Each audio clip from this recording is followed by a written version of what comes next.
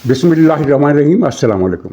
Iran पर America और Israel के हमलों का आज तीसरा दिन होगा और ख़बरें यह हैं कि आज ज़्यादा तबाहकुन वाक़यात होंगे और जंग शिद्दत अख्तियार करेगी, जबकि आबनाए हुर्मुज़ की नाकाबंदी ख़त्म करने के लिए अमेरिका ने एक एक्शन प्लान बनाया है। वो इस पर आज अमल करेगा या कल। बहरहाल जब तक ये जंग जारी है, 4 दिन 8 दिन कितने दिन हम नहीं कह सकते, खलीज फार्स में बहरी ट्रैफिक बहाल होने का कोई इम्कान नहीं है। ईरान नाकाबंदी करे या ना करे, जब तक ये जंग है तेल की सप्लाई बंद रहेगी और इस तरह आलमी सतह पर एक नया बहरान पैदा होगा, बल्कि हो चुका है। और दूसरा सवाल हमारा ये है कि ईरान के अंदर खामनाई की वफात के बाद क्या सूरत हाल पैदा होगी और निज़ाम अब कब तक चलेगा। और तीसरा पॉइंट हमारे पाकिस्तान के हवाले से ये बहुत अहम सूरत हाल है जो कल पैदा हुई और जिससे नाकाम बना दिया गया और कंट्रोल कर लिया गया। ईरानी और भारतीय प्रॉक्सीज़ ने बहुत बड़ी हंगामा आराई की साजिश की थी, लेकिन वो कामयाब नहीं हो सके। सिर्फ सकर्दू में उन्होंने ज़्यादा तखरीबी कार्रवाइयाँ की, बाकी मुल्क में वो कोई बहुत बड़ी तखरीबी कार्रवाई नहीं कर सके। कराची में संगीन वाक़या पेश आया, लेकिन उसका ताल्लुक इस बात से नहीं था कि बहुत बड़ा हजूम था और उसने कोई बहुत बड़ी फ़ज़ा पैदा कर दी थी, हंगामा आराई की, बगावत की, बल्कि वो एक ऐसा इंसिडेंट था जो नहीं होना चाहिए था। यानी अमरीकी कौंसल खाने पर हमला हुआ और वहाँ फायरिंग से फिर 9 मुजाहिरीन मारे गए। मुजाहिरीन की तादाद चंद 100 से ज़्यादा नहीं थी। मजमूई तौर पर पाकिस्तान को एक बहुत बड़ी खाना जंगी की सूरत हाल से दो चार करने की साजिश जो भारतीय और ईरानी प्रॉक्सीज़ ने की थी, वो मुकम्मल तौर पर नाकाम हो गई और अवाम के अंदर भी इसका रद्द-ए-अमल हुआ कि खामनाई की वफ़ात के बाद अमेरिका और इसराइल के हमलों के ख़िलाफ़ पाकिस्तान के अवाम का जो रद्द-ए-अमल था वो फितरी था, लेकिन पाकिस्तान ही की इमलाक को नज़र आतिश करने का कोई जवाज़ नहीं था, क्योंकि ईरान पर हमला पाकिस्तान ने तो नहीं किया था और इस सिलसिले में कोई एक्सक्यूज़ काबिल कबूल नहीं हो सकता जो कुछ लोग देने की कोशिश कर रहे हैं कि हुकूमत पाकिस्तान की पॉलिसी दुरुस्त नहीं थी इसलिए एहतजाज हुआ है। हालांकि ये सरीहन एक साजिश थी पाकिस्तान के खिलाफ जो कि नाकाम हो गई। तो आगाज़ करते हैं। आज अमेरिका और इसराइल की तरफ से ईरान पर ज़्यादा बड़े हमले मुतवक्के हैं और इसराइल का ऐलान भी सामने आया है कि वो बड़े वसी पैमाने पर वो ज़्यादा हज़ारों अहदाफ को निशाना बनाने का आज इरादा रखता है और वो इसके अलावा अमेरिका भी बहुत बड़ी कार्रवाई करने वाला है। यानी अब तक 2 दिनों में जो कार्रवाइयाँ हुई हैं, आज तीसरे दिन उनमें शिद्दत आने का इम्कान है और ईरान के अंदर की सूरत हाल इस वक्त ठीक नहीं है। यानी वहाँ अमेरिका और इसराइल ने बहुत बड़े हमले करके ईरान की कुछ अहम तरीन तनसीबात को तबाह किया है, जिनमें ख़ास तौर पर तेहरान की 2 बड़े कम्प्लेक्स शामिल हैं। एक में मिज़ाइलों का ज़ख़ीरा था, बैलिस्टिक मिज़ाइलों का ज़ख़ीरा, वो तबाह कर दिया है। और दूसरा उससे भी बड़ा वाक़या ये हुआ कि पूरे ईरान का जो सिक्योरिटी कम्प्लेक्स हेडक्वार्टर था वो पूरे का पूरा उड़ा दिया है, जिसकी वजह से ईरान में इस वक्त बेसमतीयत का माहौल है और एक मायूसी और खौफ का माहौल है। अगरचे उनका सिक्योरिटी आपरेटस किसी न किसी हद तक काम कर रहा है, लेकिन मिज़ाइल बारी में उतनी शिद्दत नहीं है जितनी के तवक्को की जाती थी, जितनी के इंटेलिजेंस रिपोर्टें बताती थी, उस तरह के मामलात पेश नहीं आए। अलबत्ता इसराइल के लिए ये एक बुरा दिन था, क्योंकि ईरान के मिज़ाइलों ने मगरबी किनारे में एक कस्बा है बैतुल-शम्स, वहाँ हिट किया और वहाँ दर्जनों इसराइली हिलाक और ज़ख्मी हुए हैं। सरकारी सतह पर 9 इसराइलियों के मारे जाने की तस्दीक हुई है, जबकि 30-35 ज़ख्मी हैं और ये एक बहुत बड़ा वाक़या है। अब मेरा ख़्याल है कि वहाँ मरने वाले इसराइलियों की तादाद 9 से ज़्यादा है और ये शायद इस पूरी कशाकश की इस पूरी हिस्ट्री में इसराइल के अंदर बैरूनी बमबारी से मरने वाले यहूदियों की ये सबसे बड़ी तादाद है। इससे पहले इतने यहूदी कभी नहीं मारे गए, बल्कि पिछली मरतबा जो ईरान इसराइल झड़प हुई थी तो उसमें ईरान ने हज़ारों मिज़ाइल और ड्रोन इसराइल पर भेजे थे, لیکن ایک بھی اسرائیلی ان میں نہیں مرا تھا۔ ہاں، ایک شہری ضرور، فلسطینی شہری ضرور مارا گیا تھا، وہ بھی اس طرح کے ایک میزائل جو کہ اسرائیلی نظام نے، آئرن ڈوم نے ناکارہ بنا دیا تھا، اس کا ملبہ جب نیچے گرا تو ایک فلسطینی نوجوان اس ملبے کی زد میں آ کر شہید ہو گیا۔ اس کے علاوہ اسرائیل میں کوئی جانی نقصان نہیں ہوا۔ اور پہلے روز بھی اسرائیل نے یہ حملے کیے ہیں، حیفا پر حملہ کیا ہے، تل ابیب پر حملہ کیا ہے، لیکن ان حملوں میں بلڈنگیں تباہ ہوئی ہیں، نقصان ہوا ہے، لیکن لوگ نہیں مرے۔ یہ بیت الشمس میں پہلا واقعہ ہے کہ یعنی اسرائیلی فوجی مرے۔ اور ایران کے میزائل کل بیت الشمس کے علاوہ اشکلان، یعنی وہ پرانا شہر جو ہے نا، جس کو اسقلان ہمارے مسلمانوں کے لٹریچر میں اسقلان لکھا جاتا ہے، جو اس کا اصل عربی نام ہے، جس کو انہوں نے ہیبریو شکل دے دی ہے، اشکلون کر دیا ہے، وہاں بھی میزائل ہٹ ہوئے ہیں، لیکن کوئی نقصان نہیں ہوا۔ ایران نے پہلی مرتبہ ایک بڑی کارروائی یہ کی ہے کہ امریکہ کے جہاز جو خلیج عمان کے پاس کے علاقے میں لنگر انداز ہے، ابراہیم لنکن، اس پر 4 میزائل پھینکے ہیں، لیکن وہ میزائل وہاں جہاز تک نہیں پہنچے۔ اور خبر یہی ہے کہ میزائل جہاز تک نہیں پہنچے، لیکن یہ کسی خبر میں نہیں بتایا گیا کہ وہ میزائل جہاز تک کیوں نہیں پہنچ سکے۔ اگر امریکی سسٹم نے انہیں ناکارہ بنایا ہوتا تو اس کی خبر آتی۔ اس کا مطلب یہ ہے کہ وہ امریکہ نے ان کو ناکارہ نہیں بنایا، بلکہ وہ میزائل رینج اپنی پوری نہیں کر سکے کسی ٹیکنیکل خرابی کی وجہ سے، یا ان کی وہ جو پریسائز موومنٹ کا ایک ٹارگٹ دیا جاتا ہے میزائلوں کو سافٹ ویئر کے ذریعے، وہ پورا نہیں دیا گیا، اور وہ میزائل امریکی جہاز سے کچھ کلومیٹر کے فاصلے پر گر گئے، یعنی کچھ کلومیٹر دور گر گئے اور جہاز کو ہٹ نہیں کیا۔ البتہ پرسوں جو ایران نے حملہ کیا تھا بحرین کے امریکہ کے 5ویں بحری بیڑے کے ہیڈ کوارٹر کی عمارت پر، تو اس وقت تو کوئی رپورٹ نہیں دی گئی، لیکن اب امریکہ نے اعتراف کیا ہے کہ 3 امریکہ کے 3 فوجی اس حملے میں مارے گئے ہیں اور کچھ زخمی ہوئے ہیں۔ یہ پہلی کیجولٹی ہے امریکہ کی جس کا اس نے اعتراف کیا ہے۔ اس کے علاوہ ابھی تک امریکہ کا کوئی نقصان نہیں ہوا، لیکن گلف میں ایران جو کچھ کر رہا ہے اس کے بڑے اثرات ہوں گے۔ مثلا کہا تو یہ جا رہا ہے کہ گلف میں ایران امریکہ کے اڈوں پر حملے کر رہا ہے، لیکن ایک مقام کو چھوڑ کر باقی جتنے بھی حملے کیے گئے ہیں وہ ان ممالک کے شہری علاقوں پر کیے گئے ہیں، پوش علاقوں پر کیے گئے ہیں، سڑکوں اور بازاروں پر ایران کے میزائل گرے ہیں، امریکی اڈوں پر کوئی میزائل فائر نہیں کیا گیا۔ اور قطر میں بھی ہلاکت ہوئی ہے، اور امارات میں 3 افراد مزید مارے گئے ہیں، اور جبکہ امارات کے دبئی ایئرپورٹ کو، قطر کے ایئرپورٹ کو میزائلوں سے ہٹ کیا گیا اور نشانہ بنایا گیا۔ اور امارات کی صورتحال یہ ہے کہ وہاں نہ صرف ایئرپورٹ بلکہ ان کی جو پوش سوسائٹیز ہیں، جو دنیا کی سب سے مہنگی رہائشی اسکیمیں ہیں، وہاں ایران کے میزائل مسلسل گرے ہیں، اور ان علاقوں سے لوگوں کا انخلا ہوا ہے۔ وہ لوگ بھاگ کر کہاں گئے ہیں پتہ نہیں چل رہا، ظاہر ہے وہ امارات ہی کے اندر کسی دوسرے شہر میں پناہ گزین ہو گئے ہوں گے۔ اس وقت دبئی کا علاقہ سنسان اور ویران ہے، اور قدرت کا نظام دیکھیے کہ کس طرح کچھ دوسری چیزوں کے ذریعے تباہ ہو جاتی ہیں۔ دبئی جنت شداد تھی اس دور کا، اور جہاں دنیا بھر کی سب سے زیادہ برائیوں کی جو پخت و پز ہوتی تھی وہ دبئی میں ہوتی تھی، اب دبئی اس جنگ کی وجہ سے اجڑ رہا ہے، اور مجھے نہیں لگتا کہ جنگ ختم ہونے کے بعد دبئی اپنی سابقہ شان و شوکت پر واپس آ سکے گا۔ تو یہ جنت شداد کم سے کم ہم یہ کہہ سکتے ہیں کہ جزوی طور پر اجڑ رہی ہے۔ اچھا، اب ہم بات کرتے ہیں یہ ایران میں خامنائی کی وفات کے بعد۔ پہلے یہاں تھوڑا سا دلچسپ معاملہ دیکھ لیجئے کہ کس طرح انہوں نے، ایرانی حکومت نے اس دعوے کو جھٹلایا کہ خامنائی مارے گئے ہیں۔ رات کو غالباً 2:30 بجے کے قریب ایران کی گورنمنٹ کا ایک اعلان آیا کہ علی خامنائی زندہ ہیں، اور وہ چند منٹ کے اندر قوم سے خطاب کرنے والے ہیں تاکہ امریکی اور صہیونی پروپیگنڈے کو ختم کیا جا سکے جو وہ ان کی موت کے حوالے سے کر رہے ہیں۔ اور اس کے واقعتاً چند منٹ بعد خامنائی صاحب نے خطاب کیا، اور وہ خطاب بتا رہا تھا، اس سے صاف پتہ چل رہا تھا کہ یہ خطاب امریکہ اور اسرائیل کے حملے کے بعد کا ہے، اور خامنائی صاحب زندہ سلامت ہے۔ لیکن اس وقت لوگوں نے یہ کہا کہ یہ AI کے ذریعے گڑبڑ کی گئی ہے، یعنی خطاب کی ویڈیو اصلی ہے، کسی پچھلے موقع کی خطاب کی ویڈیو ہے، اس اصلی ویڈیو میں خامنائی کی آواز کو ڈب کر کے اس طرح چلایا گیا ہے کہ یہ پتہ چلے کہ یہ امریکہ اور اسرائیل کے حالیہ حملے کے بعد کا خطاب ہے۔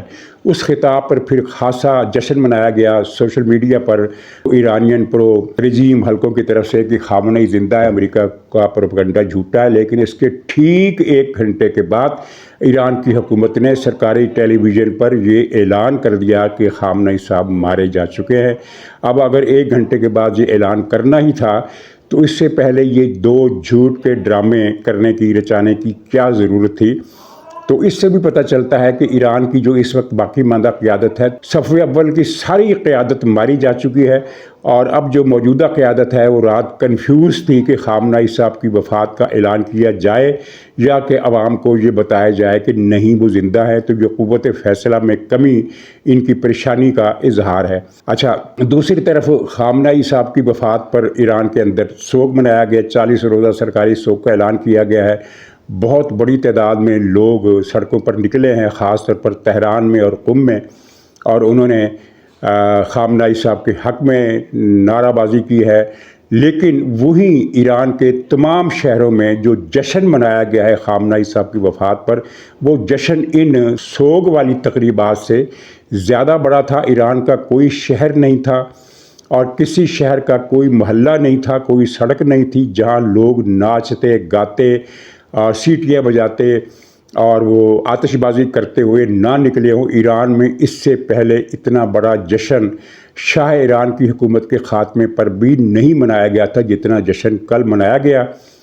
تو اس سے پتہ یہ چلتا ہے کہ وہ چھتری ہٹ گئی ہے جس نے ایک بھرم قائم کر رکھا تھا کہ ایران کی قیادت کی گرفت عوام پر بہت زیادہ ہے۔ اب وہ گرفت ٹوٹ رہی ہے۔ ضمنی طور پر میں یہ بھی بتا دوں کہ شام میں بھی ایسا ہی جشن منایا گیا۔ دمشق سمیت تمام بڑے شہروں کی مساجد پر چراغاں کیا گیا، تکبیرات بلند کی گئیں اور آتش بازی کی گئی اور مٹھائیاں تقسیم کی گئیں اور لوگوں نے نوافل بھی پڑھے اور سڑکوں پر بھی آئے، اس لیے کہ شام وہ ملک ہے کہ جس کے 10 لاکھ شہری خامنئی صاحب کے حکم پر قتل کیے گئے۔ یہ مسلمانوں کی تاریخ کا ایک سب سے بڑا قتل عام، یعنی جو اتنی مدت میں قتل عام ہوا، یہ اس کو ہم سب سے بڑا قتل عام کہہ سکتے ہیں۔ اتنا بڑا قتل عام ماضی میں اس سے پہلے شاید ہی کبھی ہوا ہو کہ 10 لاکھ شامی مسلمان مارے گئے۔ اور اس سے پہلے شامیوں نے جشن منایا تھا جب قاسم سلیمانی مارا گیا تھا، کیونکہ قاسم سلیمانی وہ آدمی تھا جس نے شام کے سب سے بڑے شہر الیپو یعنی حلب میں لاکھوں مسلمان، 1 لاکھ کے قریب مسلمان اس نے کھڑے ہو کر قتل کروائے تھے۔ تو اس کی موت پر بھی جشن منایا گیا تھا۔ تو اب یہ دوسرا جشن تھا۔ ایران میں عوام کی تقسیم اب کھل کر سامنے آ گئی۔ یہ ایک گریٹ رفٹ ہے اور اس رفٹ کے اندر تہ در تہ کئی رفٹ اور ہیں۔ مثلا ایک رفٹ یہ ہے کہ اینٹی رجیم اور پرو رجیم، اور دوسری رفٹ نسلی بنیادوں پر ہے کہ فارسی اکثریت کے خلاف آذربائیجانی اور کرد اور عرب اور بلوچ اور سیستانی اور خراسانی، یہ جو اقوام ہیں، ترکمان بھی ہے، یہ ساری اقوام جو ہے یہ اب خود کو فارسی اکثریت سے الگ رکھنا چاہتی ہیں۔ یہ اصل میں خطرناک چیز ہے کہ ایران کے اندر رجیم چینج تو ہوگی، لیکن رجیم چینج کے ساتھ ایران کی وحدت برقرار رہنی چاہیے، کیونکہ اگر یہ وحدت برقرار نہ رہی تو اس کے اثرات پڑوسی ملکوں پر پڑیں گے اور ایک بڑی یعنی انارکی اس پورے علاقے میں پھیل جائے گی، جس کی جو پتہ نہیں کب تک جاری رہے۔ اگر یہ ہوا تو ہم تو امید کر سکتے ہیں، تجزیہ نہیں کر سکتے کہ کیا ہوگا، امید کر سکتے ہیں کہ معاملہ صرف رجیم چینج تک رہے گا۔ ملک کی تقسیم نہیں ہونی چاہیے، کیونکہ پھر یہ تقسیم جو ہے یہ پڑوس کے دوسرے ملکوں کو بھی متاثر کرے گی اور ایک خانہ جنگی جو ایران میں چھڑے گی وہ اپنی جگہ مہلک ثابت ہوگی۔ اچھا، پاکستان میں نے دیکھا کہ کچھ چینلز، کچھ ذرائع بتا رہے ہیں کہ خامنئی صاحب بڑے درویش اور سادہ زندگی گزارنے والے اور پتہ نہیں کیا، حالانکہ جتنی پرتعیش زندگی وہ گزارتے تھے اتنی پرتعیش زندگی شاہ ایران کی بھی نہیں تھی۔ جو کمپلیکس ان کا تباہ کیا گیا ہے خامنئی صاحب کا، اس کی آپ تصویریں دیکھیں، نیٹ پر موجود ہیں۔ وہ ایک شاہی محل میں رہتے تھے اور ان کی دولت کا اندازہ، یہ کوئی خفیہ رپورٹ نہیں ہے، یہ دنیا کے تمام میڈیا ہاؤسز پر یہ خبر چلتی رہی ہے اور موجود ہے کہ خامنئی صاحب کے ذاتی اثاثوں کی مالیت تو 200 ارب ڈالر ہے۔ 200 ارب روپے نہیں، 200 ارب ڈالر۔ تو 200 ارب ڈالر کو آپ روپوں میں تقسیم کریں تو یہ کتنے بنتے ہیں؟ یہ تقریباً 600 خرب روپے بنتے ہیں، اور یہ ان کے اثاثوں کی مالیت تھی۔ اور ان کے بیٹے مجتبیٰ وہ بھی مارا گیا ہے، اس کے اثاثوں کی مالیت بھی 30 ارب ڈالر اس کے اثاثے بھی تھے۔ تو وہ ہونہار بروا تھا، ابھی دولت اس نے اکٹھی کرنا شروع کی تھی، تو فی الحال اس کے پاس 30 ارب ڈالر تھی، اور یہ 30 ارب ڈالر بھی کوئی چھوٹی رقم نہیں ہوتے۔ پاکستان کو IMF سے سالانہ 2 ارب ڈالر ملتے ہیں، یہ صورتحال ہے۔ اور ایسے آدمی کو درویش کہنا، اور یعنی عقل دشمنی تو نہیں کہنا چاہیے، اسے ضمیر دشمنی کہنا چاہیے، اسے بددیانتی کہنا چاہیے کہ ایک ایسے آدمی کو جو سراپا لگژری کی لائف اس نے ایک ایک لمحہ گزارا، جو محلات میں رہتا تھا، اور جس کے کپڑے دنیا بھر میں سب سے زیادہ قیمتی کپڑے اس کے تصور ہوتے تھے۔ اگر آپ نے اس کی فوٹو دیکھی ہو تو اس کی جو عبا، اس کی جو کرتا پجامہ، جو بھی ان کا لباس ہے، وہ اگر آپ دیکھیں اس کی پگڑی، تو آپ کو اندازہ ہو جائے گا کہ یہ کتنی مالیت کا قیمتی کپڑا ہے، اور اس کے گھر میں ساز و سامان کتنا ہے، اور اس کے زیر استعمال گاڑیاں کتنی ہیں اور اس کے بچوں کا طرز زندگی کیسا ہے۔ اور ان کے اثاثے دنیا کے کئی ملکوں میں پھیلے ہوئے تھے، اور سب سے زیادہ تکلیف دہ بات یہ ہے کہ ان اثاثوں کا بڑا حصہ وہ تھا جو خامنہ ای صاحب نے متروکہ املاک پر قبضہ کر کے کیا تھا۔ متروکہ املاک سے مراد یہ کہ جو اقلیتوں کی عمارتیں تھیں، بلڈنگیں تھیں، اثاثے تھے، جائیدادیں تھیں، جن کو ایرانی اسلامی انقلاب کے بعد غیر اسلامی قرار دے کر ان کو منجمد کر دیا گیا تھا، تو وہ بحق سرکار ضبط ہونے کے بجائے وہ خامنہ ای صاحب کے قبضے میں چلے گئی۔ خامنہ ای صاحب نے گویا کہ بندوق یا ڈنڈے کے زور سے ان جائیدادوں پر خود قبضہ کر لیا۔ تو یہ تھی ان صاحب کی درویشی، جس کے یہاں چرچے ہو رہے ہیں۔ تو آخر میں اس بات کا ذکر کہ پاکستان میں سازش کیسے ناکام ہوئی۔ امریکہ کے خلاف، اسرائیل کے خلاف پاکستان میں رد عمل ہمیشہ رہا ہے، اور یہاں عوام کی بھاری اکثریت، اور اگر میں کہوں کہ 90% سے بھی زیادہ اکثریت امریکہ اور اسرائیل کی دشمن ہے۔ اسرائیل کے تو خیر 100% آبادی دشمن ہے۔ امریکہ کا ہم کہہ سکتے ہیں کہ 90% آبادی امریکہ کے خلاف ہے۔ جہاں رد عمل رہا ہے، ایران پر حملے کی حمایت کون جہاں کر سکتا ہے؟ تو جہاں جو مظاہرے ہوئے کل، وہ بالکل قدرتی تھے، خاص طور پر اہل تشیع، کیونکہ ان کے اہل تشیع کی جو بڑی آبادی ہے وہ خامنہ ای صاحب کو مرجع سمجھتی تھی۔ ایک آبادی ایسی بھی ہے اہل تشیع کی جو خامنہ ای صاحب کو مرجع نہیں سمجھتی، وہ آیت اللہ سیستانی کو مانتی ہے، جو عربستان کی حد تک خامنہ ای صاحب سے بڑے لیڈر مانے جاتے ہیں۔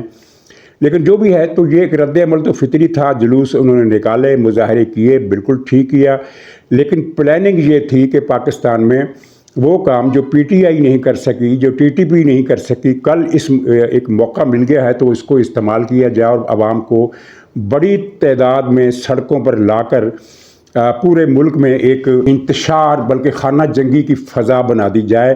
اور اس کا سب سے زیادہ زور رہا گلگت کا جو علاقہ ہے، سکردو شہر، وہاں ان لوگوں نے وہ اقوام متحدہ کا کشمیر مشن نظر آتش کر دیا۔ تو اسی سے آپ اندازہ لگا لیجئے کہ یہ بھارتی پراکسی تھی جس نے وہاں حملہ کیا۔ وہاں جو مظاہرہ ہوا اس کی میں بات نہیں کر رہا ہوں، مظاہرہ تو بے شک وہاں کے عوام نے کیا، لیکن اس مظاہرے میں اس بھارتی ایرانی پراکسی کے لوگ شامل ہو گئے۔ وہاں انہوں نے UNO کا دفتر نظر آتش کیا، پاکستان کی سرکاری عمارتیں نظر آتش کی، اور وہ جو ایک رورل ترقی کا آغا خان کا ایک منصوبہ ہے اس کو بھی نظر آتش کیا۔ خاصی بڑی تعداد میں انہوں نے تباہی مچائی، لیکن بہرحال حالات پر قابو پا لیا گیا۔ ایسی ہی پلاننگ اسلام آباد میں بھی تھی، لیکن وہاں لوگ اکٹھے نہیں ہو سکے، یعنی اتنی تعداد میں کہ وہ کوئی بڑی کارروائی کر سکے۔ تو وہاں لاٹھی چارج اور مذاکرات وغیرہ، ہر طریقے سے جو بھی طریقے کسی مظاہرے کو کنٹرول کرنے کے لیے استعمال کیے جاتے ہیں، ان کو استعمال کر کے صورتحال کو کنٹرول میں کر لیا گیا نسبتاً آسانی کے ساتھ۔ اگر وہاں ہزاروں کا مجمع ہو جاتا تو صورتحال مشکل ہو جاتی۔ اسی طرح لاہور میں تو خیر کچھ خاص نہیں ہوا، یہاں کونسل خانے کے باہر ایک مظاہرہ ہوا جو منتشر ہو گیا، لیکن ایک صاحب نے وہاں کونسل خانے پر ایک پٹرول بم پھینک دیا، اسے پکڑ لیا گیا، یعنی لاہور میں بالکل امن رہا۔ کراچی میں چند 100 لوگ اس لابی کے آئے اور انہوں نے امریکی کونسلیٹ پر حملہ کر دیا۔ اب سفارت خانوں پر، سفارتی عمارتوں پر حملہ کرنا وہ کسی جگہ بھی جائز تصور نہیں کیا جا سکتا۔ اور ख़ास طور पर जब पाकिस्तान में जो इस मामले में फरीक भी नहीं है, वहाँ एक सफारत खाने पर हमला करके, एक सफारती दफ्तर पर हमला करके आप इस रियासत को मुश्किल से दो चार क्यों करना चाहते हैं। तो इसके पीछे भी ज़ाहिर है वो लॉबी थी। अहले तशय्यो के जो नुमाइंदा हज़रात हैं, मसलन जवाद नकवी साहब हैं और शहनशाह नकवी साहब हैं, उन्होंने अपीलें की कि मामलात को पुरअमन रखा जाए, तशद्दुद से गुरेज किया जाए, और यही अहले तशय्यो की हकीकी नुमाइंदे हैं। लेकिन इनमें कुछ लोग ज़ाहिर भारतीय ईरानी लॉबी के घुस गए और उन्होंने कौंसल खाने पर हमला कर दिया, उसके अंदर घुस गए। जब उसके अंदर घुस गए तो फिर उन पर फायरिंग हुई। अब ये फायरिंग किन हालात में हुई, करने वाले कौन थे, इस बारे में सिंध की हुकूमत ने एक तहकीकाती कमीशन बिठाने का ऐलान किया है, तो उसकी रिपोर्ट सामने आ जाएगी। कराची में कोई हज़ारों का हजूम नहीं था, सैकड़ों का हजूम था, लेकिन सैकड़ों के हजूम का जो नतीजा था कि 9 अफराद हिलाक हो गए और 30-35 ज़ख्मी हो गए, ये एक बड़ा संगीन वाक़या बन गया कि एक छोटे से हजूम ने एक बड़ी ख़बर बना डाली। तो मजमूई तौर पर ये साजिश हुई नाकाम। और चलते चलते मैं ये बता दूं कि इस मामले में पाकिस्तान जो PTB और तालिबान के ख़िलाफ़ कार्रवाई कर रहा है, उसकी ख़बरें छुप कर रह गई हैं, पीछे चली गई हैं। तो अर्ज़ ये है कि वहाँ पाकिस्तान को बहुत अच्छी कामयाबियाँ मिली हैं। अफ़गान बॉर्डर के साथ साथ बहुत से इलाके, बहुत से मुकामात ऐसे हैं जहाँ पाकिस्तान की फ़ौज इस वक्त कहीं 10 मील, कहीं 15 मील अंदर बैठी हुई है। और बलूचिस्तान में ज़ोब के अपोजिट जो इलाका है, वहाँ पाकिस्तान ने कोई 35-40 मुरबा किलोमीटर का रकबा अपने कब्ज़े में ले लिया है। और इन सारे इलाकों में जहाँ पाकिस्तानी फ़ौज अंदर बैठी हुई है घुस के, वहाँ तालिबान नज़र नहीं आ रहे। तो लंबी चौड़ी बात करने के बजाय मुख्तसर फ़िक्रे में बात करके ख़त्म करता हूँ। वो ये है कि लगता है कि तालिबान की जो मुज़ाहमती क़ुव्वत थी और तख़रीबी क़ुव्वत थी, उसको बहुत हद तक कुचल दिया गया है। और जिस तरह वो लोग, एक वीडियो में तो वो शलवारें उनकी उतर गई हैं और वो भाग रहे हैं, तो ये शलवारें उतार कर छोड़कर भागना एक मुहावरा है जिसे तालिबान ने हकीकी शक्ल दे दी है। और अब उनके पास कम से कम, ये अगर मुहतात लफ्ज़ों में बात की जाए तो वो ये है कि उनकी ताकत अब पहले जैसी नहीं रही। पिछले 4-5 दिनों में पाकिस्तान ने उनके 600-700 दहशतगर्द मारे हैं। ये कोई छोटी बात नहीं है। नाज़रीन, इजाज़त दीजिए, इंशाअल्लाह अगले व्लॉग में फिर मुलाकात होगी। तब तक के लिए खुदा हाफिज़।